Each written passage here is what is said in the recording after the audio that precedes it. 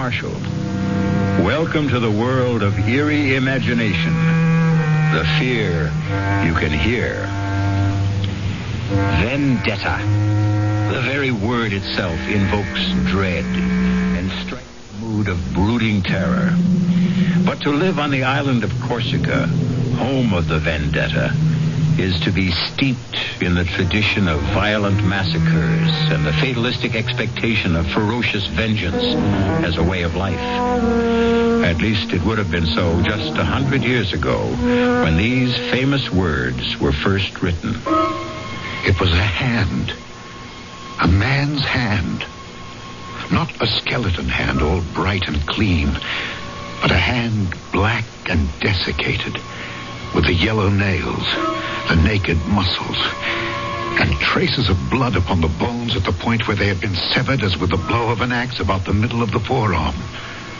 The fingers, extraordinarily long, were attached to enormous tendons, still held in their places here and there by strips of skin. That hand was something hideous. It made one think involuntarily of savage vengeance. And in spite of the putrescent look of death and dissolution, it seemed to have a life of its own.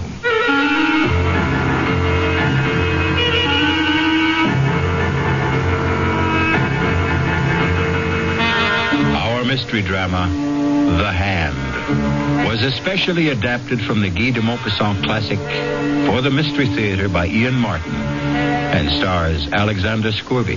I'll be back shortly with Act One.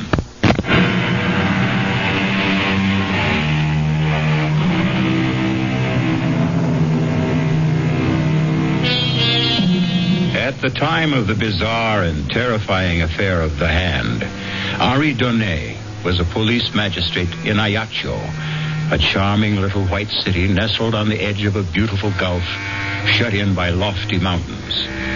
Most of the cases he had to investigate or prosecute there were cases of vendetta. But these were Corsican against Corsican. This affair of The Hand was alien against what? Something far more alien, perhaps supernatural. That was not until later, of course. For now, the only alien presence was a neighbor of Henri's, a Sir John Rowell, lately come to the island to settle down, and an object of great speculation among the native population.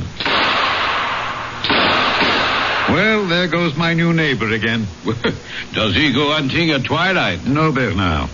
At least as a magistrate, I hope not. Well, what's he shooting at then? I don't know, Marguerite. We have no sharks.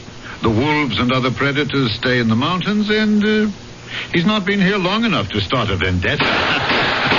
Oh, I am not sure. Listen to that. Oh, no call for alarm, Doctor.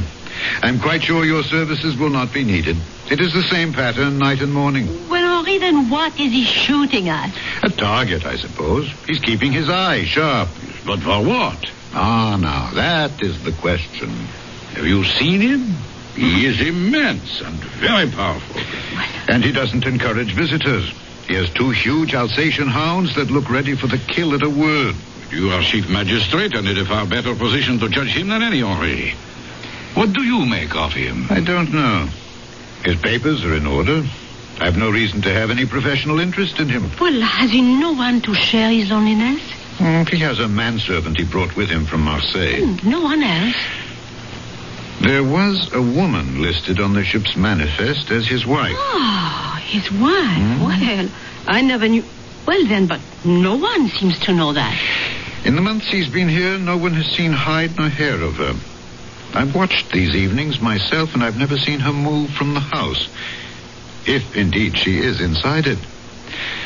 So you see, Marguerite, very soon, both as friend and policeman, I'm going to have to satisfy your curiosity and my own about the mysterious Sir John Rowell. For a while, however, I had to content myself with having a close watch set over the man. None of my people could find anything suspicious enough in his actions for us to make any move. But as the strange rumors about him continued and increased, I resolved to see the stranger face to face for myself. I made a point of going hunting every day in the neighborhood of his place. It took me a little while, but at last, one day... So, bien, Fernand, hold the point. You flushed him, Got him right under the Englishman's nose. Go fetch him, Fernand. Fernand, hold then. Whiskey! Down, boy, down! That's it. Good dog. Hold. Here, Whiskey, here. My apologies, sir. Your bird, I believe? No, not at all. I shot him right from under you. Sorry. I didn't know you were there. Nor I you. Allow me. I'm John Royal. Yes, I know, Sir John. I am your neighbor up there on the hill. Henri Donnet. Pleasure. Damn fine shot. Sir John, will you accept the game as an apology for shooting over your field? That's very generous. I'll accept on one condition. What's that, Sir John? That you let me return the compliment and ask you to join me in a glass of ale. Good. I will be only too glad to accept.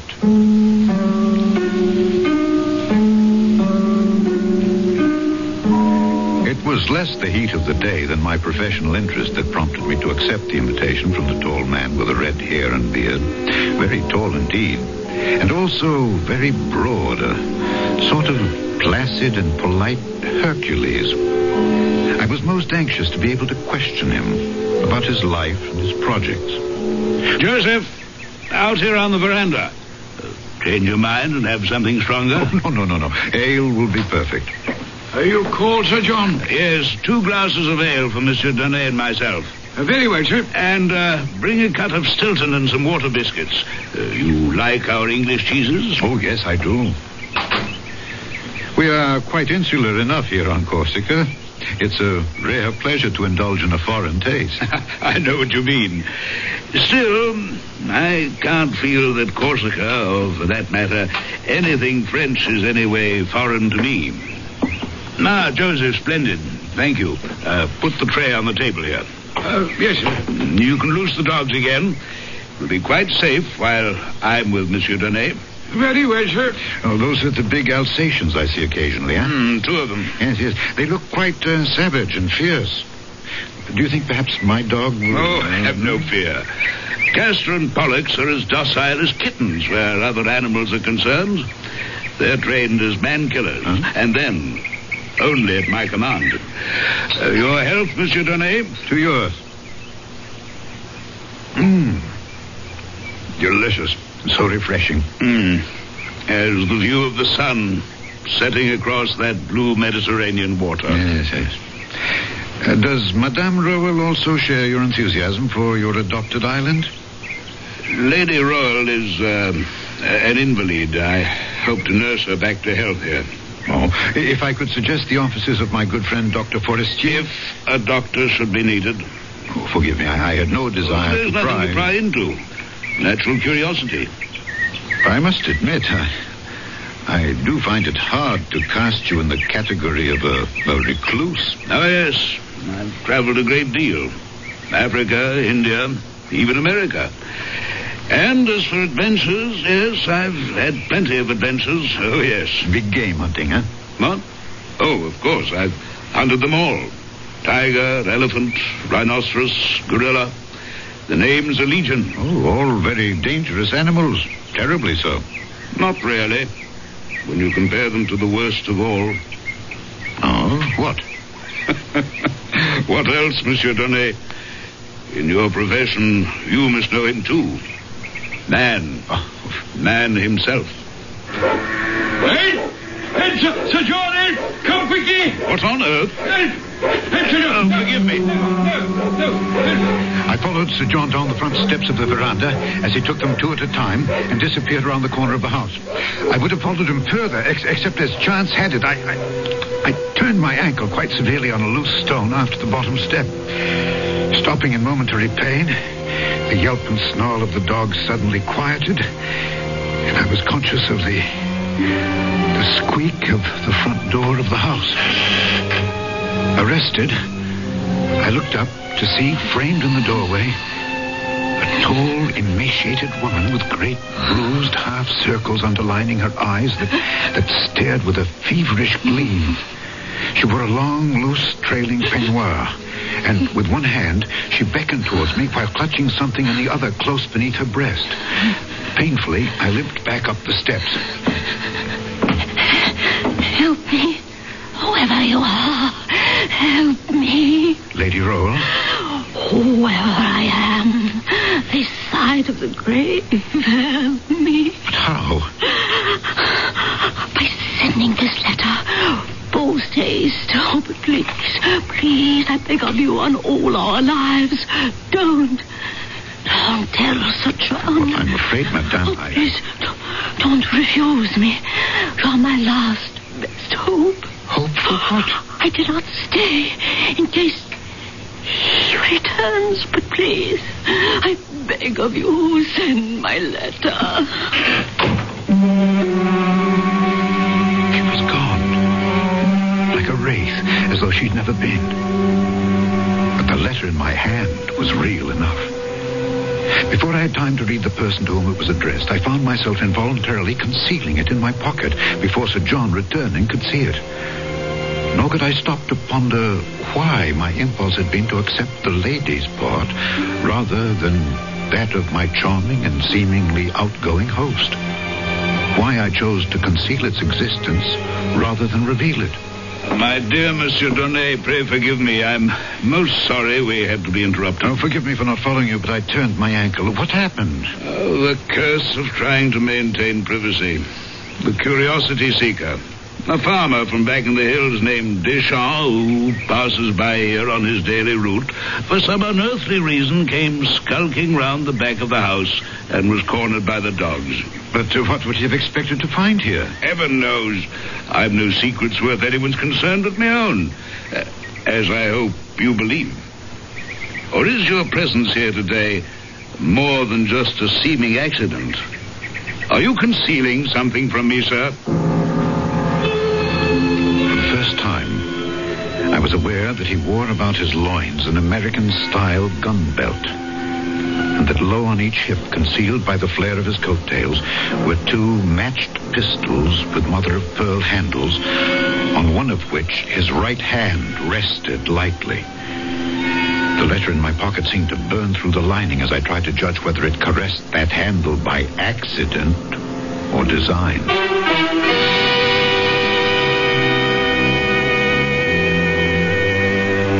These were only the hands of Sir John, neither of which is the one in the title of our story. To meet that special hand, you must return with me shortly for Act 2.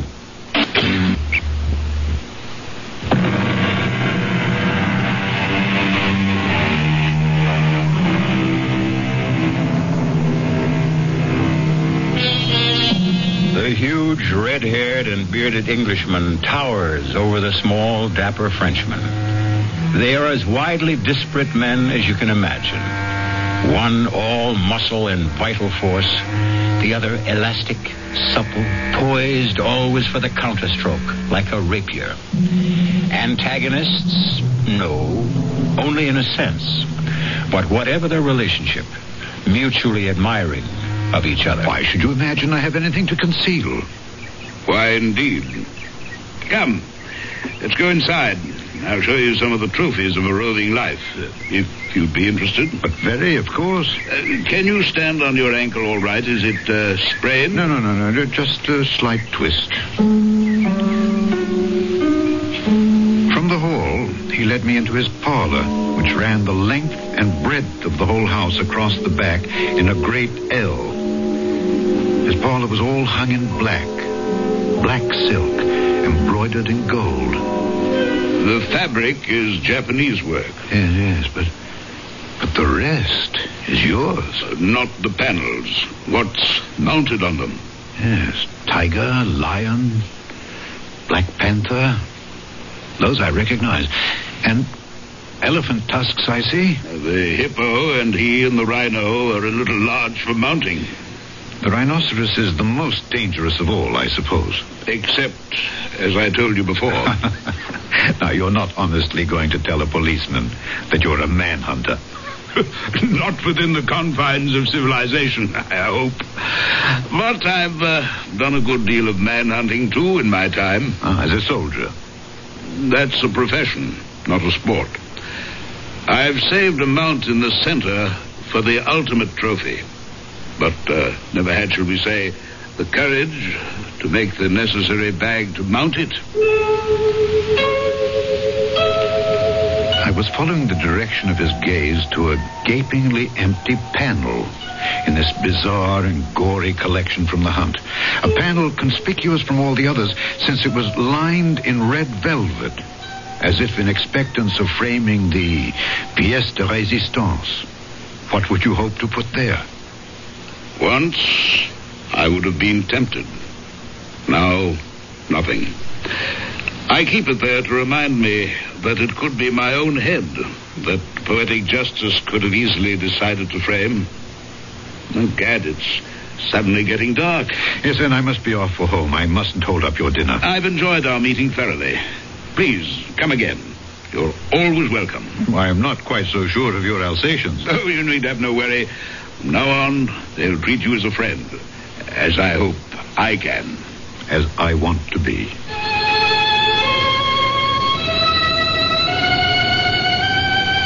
We shook hands, mine disappearing inside his huge one.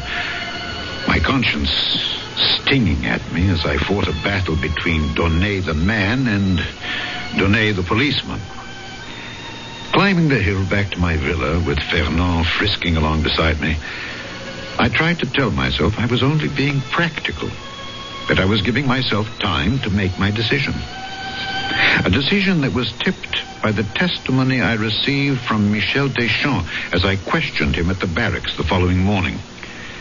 Michel, why did you go so near to his house? Well, everybody is curious about him and... Everybody doesn't go near enough to have two dogs attack him. Well, everybody does not have a milk route which takes him twice a day by the Englishman's house to see her. What, to see her? Well, it is at dawn, you know. Just before the sun comes up in the half-light and I am passing by in my cart. Naturally, I am looking at the house when I pass. Naturally, I would myself. So, you see, at that hour, nobody is stirring. Even the dogs are not yet awake. And then I see by the upstairs window a woman. The first few days, I'm not sure. I crossed myself. She's not some witch or somebody who wants to steal my soul. Why would she be a witch? Because, at any rate, in that light, she looked so... I was afraid to answer. To answer what? Her signal to come near to her. She kept beckoning as if there was something she must ask me to do. Finally, yesterday morning, I could stand it no longer. I had to go see what she wanted to ask. Was that so wrong? No, of course not, Michel. I would have done the same. But the dogs stopped you, huh? Yes. In a way, I'm sorry. Don't feel that you let her down. But from now on, mind your own business. Oh, I accept your instruction. I will follow what you advocate. What I advocate, by all means. Not what I do. I don't understand you. Sometimes, even a magistrate has to admit, I do not understand myself. But that is not for you to worry about.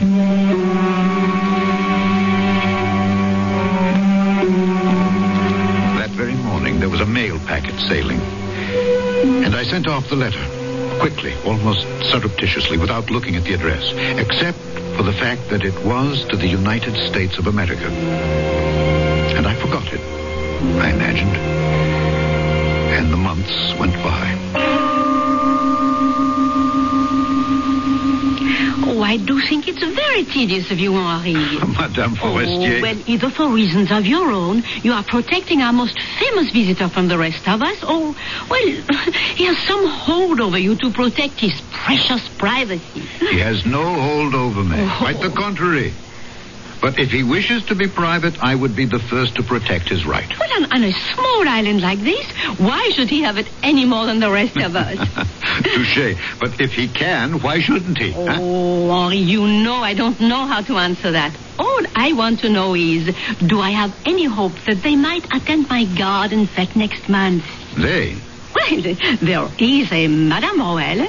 Yes, but she is sickly. Well, is there some hope that at least Sir John might be coaxed to appear? No, I have no reason to suppose that he would refuse. Now, Lady Roll, I would find it hard to answer for. Well, then all I want for you is to issue the invitation. Please, may I count on you for that? Marguerite. We're all old friends. Need you ask? I had my doubts about Sir John, and more particularly his lady, attending any local garden fete. But I could scarcely, in my wildest imaginings, have foreseen how extravagantly and tragically it would be impossible. As I approached the house in the hollow below me, I was in a first-class mood because, in addition to a packet from the mail ship for my host, I also bought a bottle of sherry to share with him that, in my opinion, was one of a kind. He met me at the veranda. Well, this is an unexpected pleasure. We had a mail ship in today. I brought you a parcel. Me? Yes. And I thought I'd outstrip the mail. Vain hope. A parcel, you say? This. What on earth? It might be a gun from its shape, but it scarcely weighs enough. Shall we go in the parlor while I open my surprise parcel? As we moved into that parlor, I was super conscious of my host's reaction to the parcel he bore in his hands.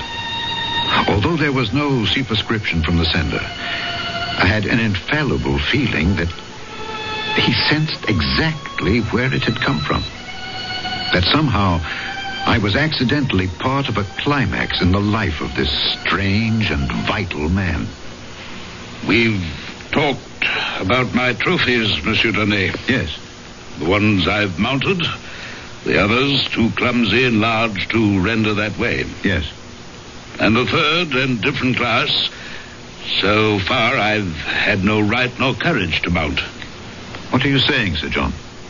There is no reason for my receiving this parcel that I can conceive, except one. That I've found no refuge here. I've been betrayed. Only my wife could have done that. And who else is there to have aided her determination to destroy me? You're asking me? Yes. You're the only link we have to the world beyond this house. Sir John, believe me, I had no wish to betray you.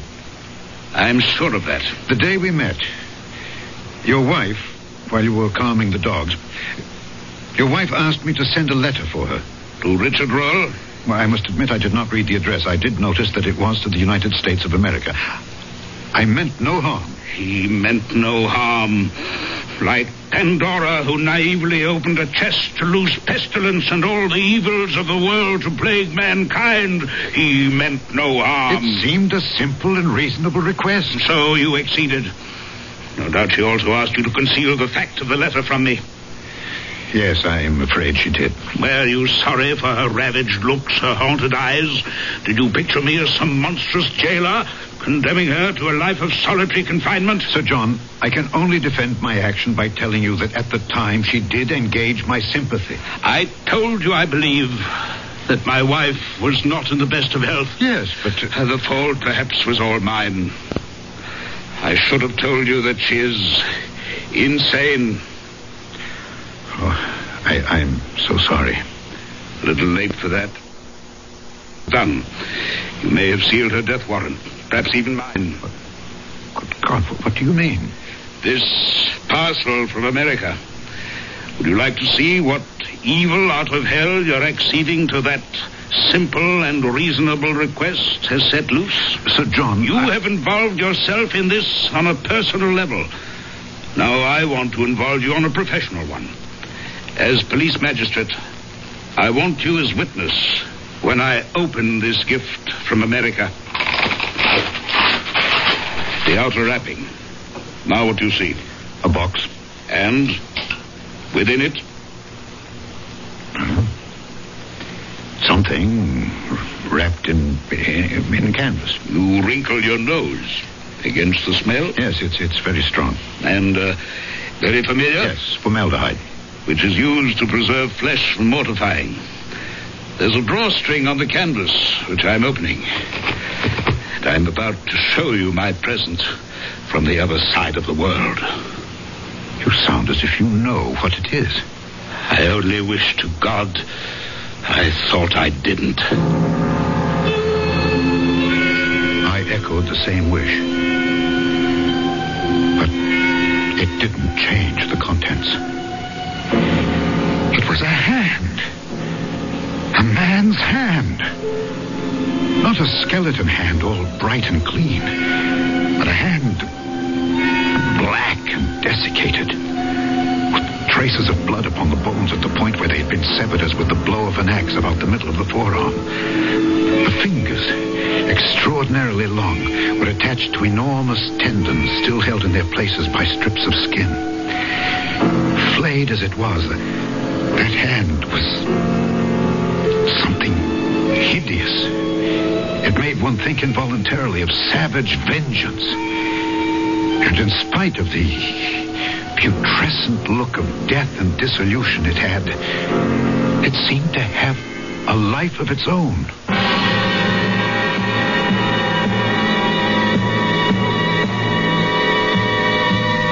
So now we see the embodiment of the title of our story.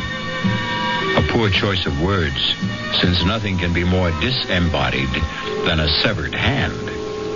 Whose hand? And why? And are these nerveless fingers really capable of writing a death warrant? I'll return shortly with Act 3.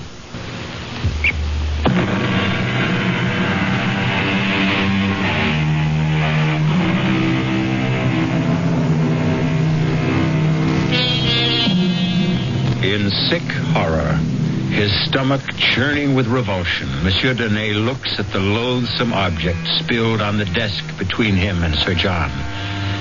In macabre fascination, his eyes seem riveted to the severed hand. It is only by a supreme effort of will that he is at last able to drag them away and up to Sir John's grim and haunted face.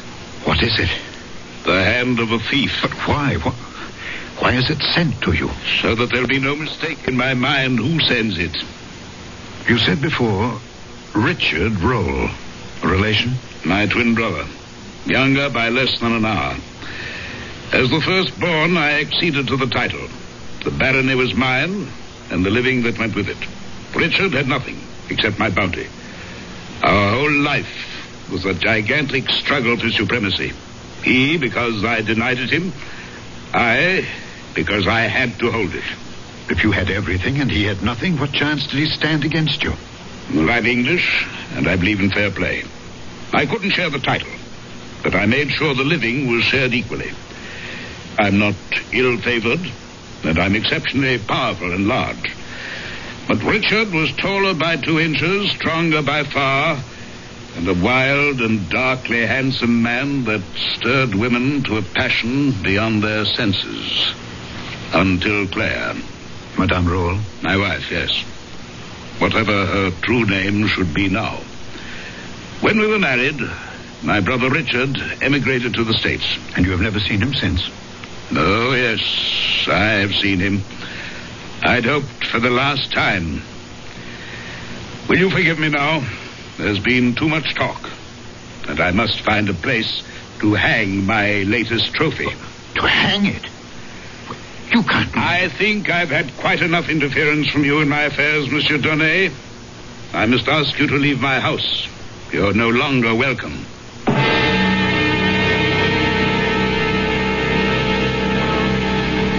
It seemed a long journey up the hill that night, for I did not climb it alone. On the way back to my house, I was haunted by 100 thoughts. Had I done wrong to send the letter? Whose was the severed hand?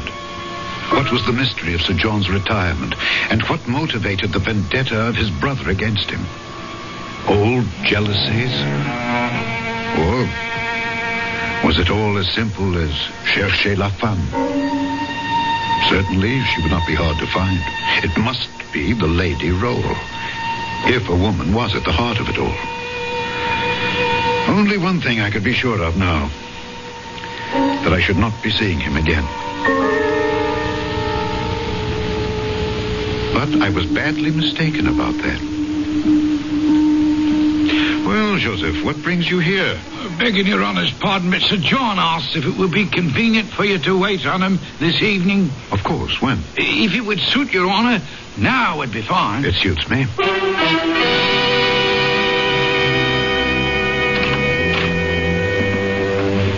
After my churlishness on your last visit, I am more than touched that you do me this honor, Monsieur Denis. Since I am still concerned that I may have done you more harm than honor, I couldn't have hesitated. I have some papers here on my desk that I wish to leave in your charge, after asking you and Joseph to witness them. What kind of papers, Sir John?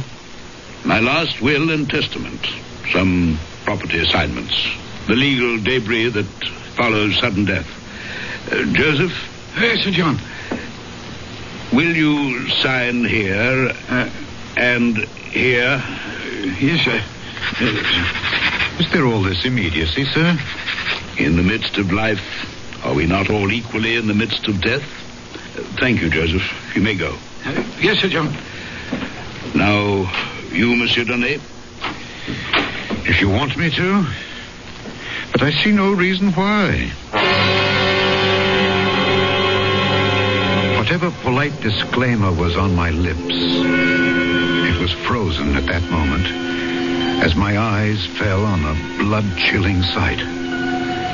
A black object in the midst of the empty panel lined with red velvet. Empty no longer. It was the hand, mounted now as the chief of all trophies. But different from all the others in one respect. They were mounted. This was imprisoned. Round the wrist, an enormous chain of iron had been rivened about the foul relic, and this chain fastened the hand to the wall by a great ring, solid enough to hold an elephant in leash. Good God! Ah, yes, the hand. Well, better than my own head, if I can keep it. Will you sign? Yes, of course.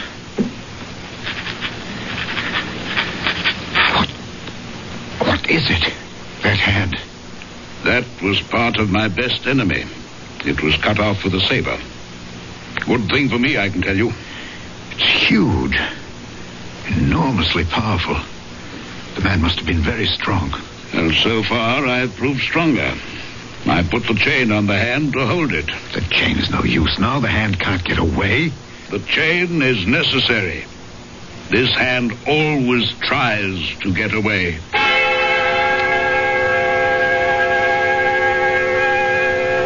That night, I had a hideous nightmare. I dreamt I saw the hand, the horrible hand, running like a scorpion or a spider along the curtains and up and down the walls of my room. 3 times I woke up. 3 times I went to sleep again. 3 times I saw the ghastly thing running all over my room and using its fingers like so many legs.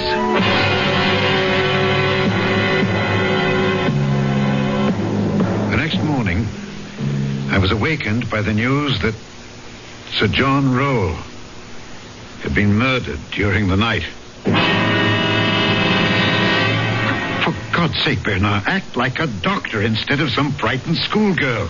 No, you have not seen him yet, old friend. Well, is it the first corpse either of us has had the misfortune to look at? Just like this. Oh, how did he die? The cause of death was strangling, but under what shocking conditions. I tell you, Henri, in 30 years as a physician, I have never seen anything like it. In what way? We found him lying on his back in the middle of the room. His coat was torn, one shirt sleeve half pulled off was hanging down. There was every indication that a fearsome struggle had taken place. His face was black and swollen, frightfully distorted. But the most noticeable and terrifying thing was his expression. His expression? Absolute, hideous fear. And small wonder. For in the welter of blood that was coagulated about his throat, 5 separate wounds pierced through it, as though driven by points of iron. Only 5? It was as if he had been strangled by a skeleton. But that is odd. What? What you just said. Only 5. Well, of course, how stupid of me. There was only evidence of one hand having done the strangling. That makes it even more bizarre. Is there anything even faintly normal about this whole affair?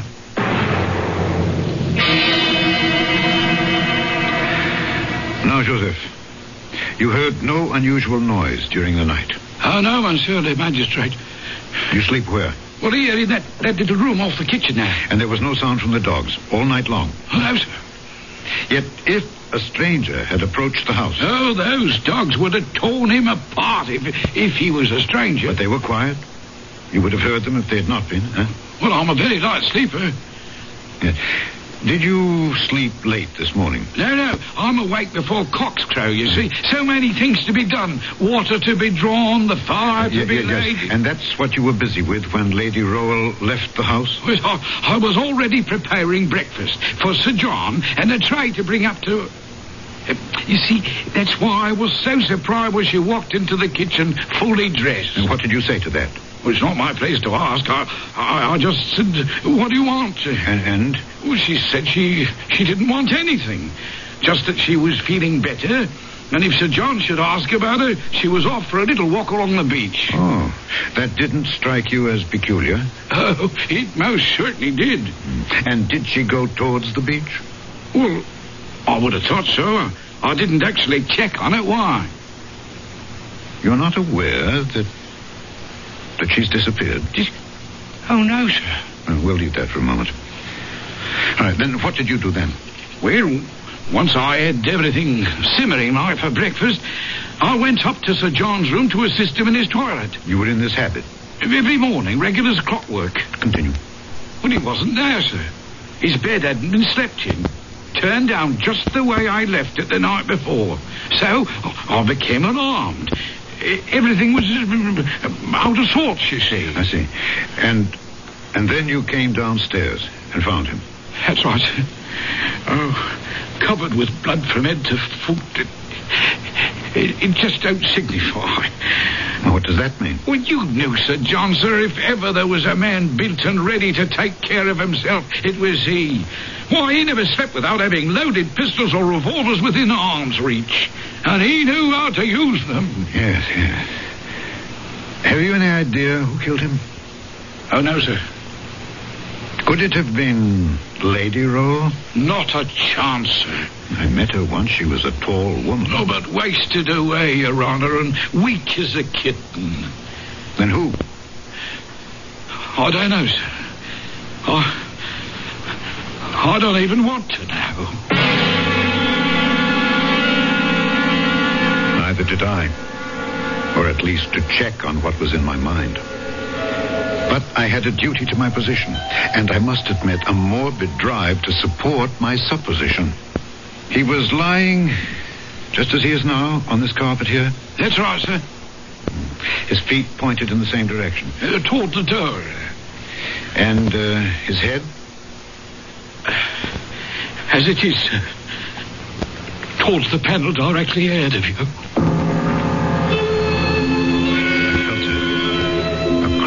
Sensation that lifted the hackles on my neck. I knew, before I looked, what I was going to say. The sight that I had fought against making a reality. At last, involuntarily, I lifted my eyes to the wall, to the panel where the horrible flayed hand used to be. It was no longer there. The chain, broken, was dangling from the ring. But even that horror was to be succeeded by another. As I bent again over the dead man, between his clenched teeth, I found one of the fingers of the vanished hand, severed or rather sawed off by the teeth about the middle of the second joint.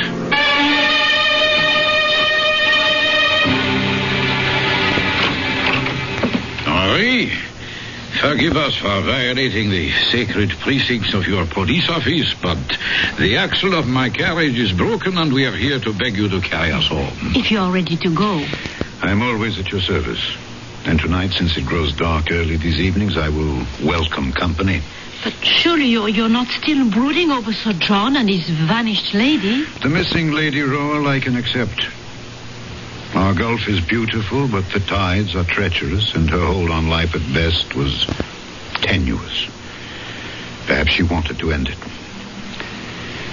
The mystery of Sir John is something else again. Something best forgotten, I think. Yes. But it doesn't seem to want to be. Let me show you. Marguerite, forgive me. If you feel faint, close your eyes. Yes.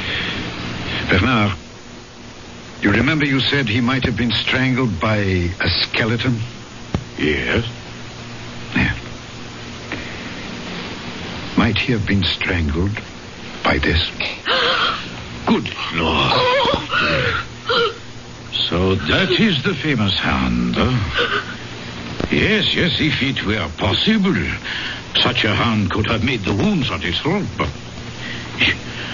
Where did you find this? It was discovered last night in the cemetery on the tomb of Sir John Roll. And mark one thing well. What? The index finger is missing. The one we found in the corpse's mouth.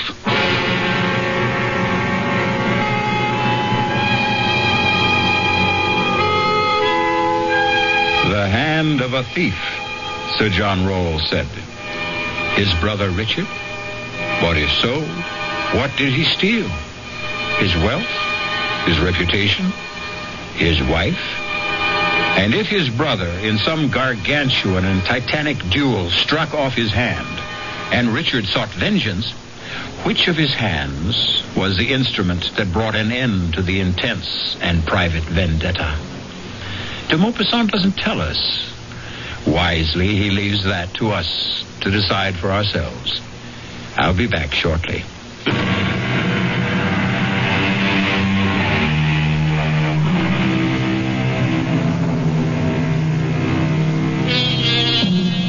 I won't easily close my eyes tonight, for fear that my mind's eye will conjure up a vision of the black and desiccated hand with the yellow nails, scrabbling like some loathsome crab across the floor, up and over my bed, and scuttling around the walls.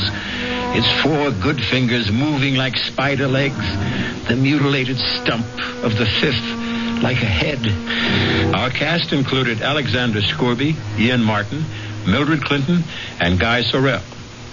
The entire production was under the direction of Hyman Brown. And now, a preview of our next tale. You will be haunted by the magnet that drew you to me. The weapon with which I ruined your life and will destroy you. My smile, Ernest.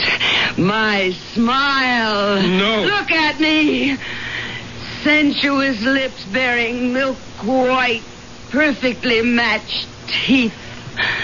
Look. Here, let me. She's falling across the table. I think... Yes. She's gone. Berenice is dead. No. Ernest, don't. Her mouth. She is staring at me with her teeth. Anthony, in heaven's name, close her mouth. Close her mouth! This is E.G. Marshall inviting you to return to our Mystery Theater for another adventure in the macabre. Until next time, pleasant dreams.